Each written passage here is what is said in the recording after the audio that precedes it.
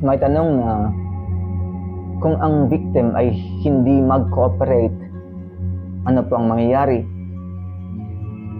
Actually, mabilis lamang po yung session ng exorcism basta mag-cooperate lamang ang victim. Maaaring nasa 2 sessions lamang ng pray over, then close case na. Pag hindi mag-cooperate ang victim sa session, then doon magtatagal ang session.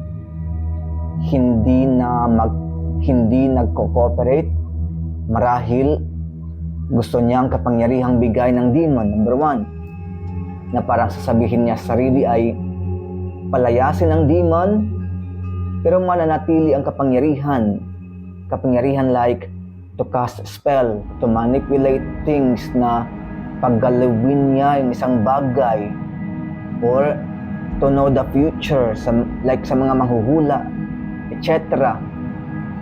At yun ang mga cases mostly ng mga witchcraft at satanist.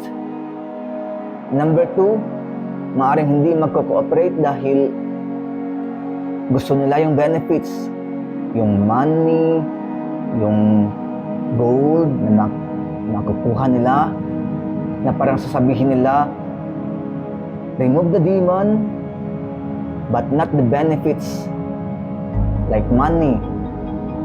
At ito yung cases ng mga pampaswerte.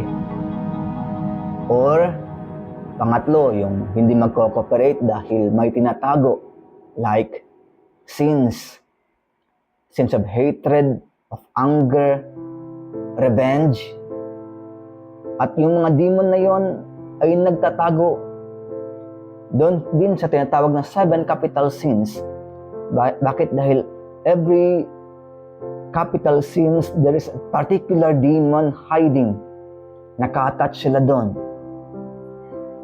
Ito naman yung role ng mga nasa psychological processing to accompany the victim to be open na gumawa ng maayos na desisyon para sa kanilang liberation from the evil one.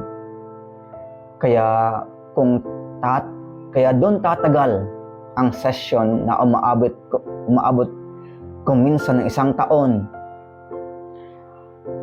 Kaya ano ang requirement? The requirement is to participate. And what is that? Yan ay walang iba kundi total conversion. Total entrustment of oneself to God.